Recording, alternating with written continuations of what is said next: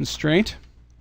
And if I evaluate this, positions, so position constraint, pos con is now equal to a position constraint.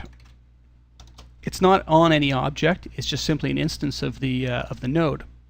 And so what we can do is we can find out more information about pos con to find out what we can do with it. So first off, we can use show pos con. Show pos con, and if we use show on it, we can get the weight of it and whether it's relative or absolute. Now what we really need is we need to find out how to get access to adding the constraint objects into it and how to set the up nodes. Again, consult the help file is probably the best way, but just so you know, you can also go show interfaces with a lot of things like this, and it'll actually give you the commands. And if you understand how the basic command structure of Max works, this is often all you need just to get at the help, in a sense, for the position constraint. I know these are the parameters I can pass to it and set it up. So in this case, append target looks like what we want. So poscon dot append target, and then the node that we are actually trying to append to it. That'll be the one that we want to constrain to, and then it's looking for a weight. So this would be the weight of that given target, because you can have multiple targets in a position constraint. We're just looking for one here. We'll just set it to 100. So what we can do next is we can actually say, well, let's do let's go to the next step. Let's say b.position.controller equals the position constraint. So we can actually just add the position constraint to the bone. And then the next thing we want to do is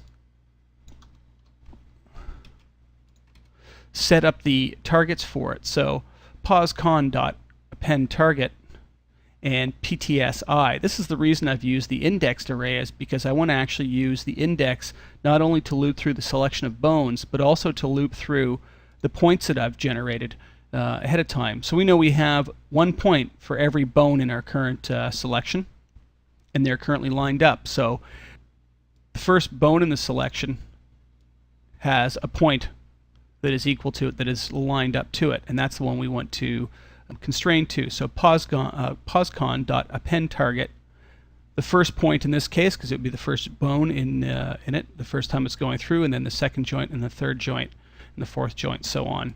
And it's going to have a weight of 100. So already if we ran this, what it'll do is it'll actually set us up, and I'll just go back down and just do it down on the ground plane down here. I'll say make a bone chain. We can run our piece of code. I'll just double click on those, and I'll just grab this whole chunk of code inside here and make sure we don't get any errors. It looks like we've got something passing an error to us, but it made all the point helpers. It'll line them up,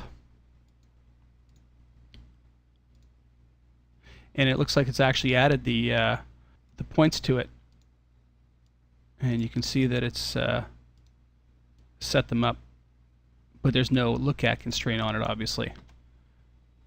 I'm just going to run that again just to make sure that we didn't get an error, and that was just a mistake on my part. Oops.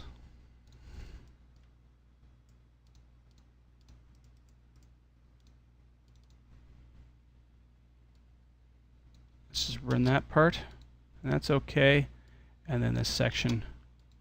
So it is okay. Actually, it didn't throw an error. I thought it did. I saw red in the listener, and that's always a bad thing.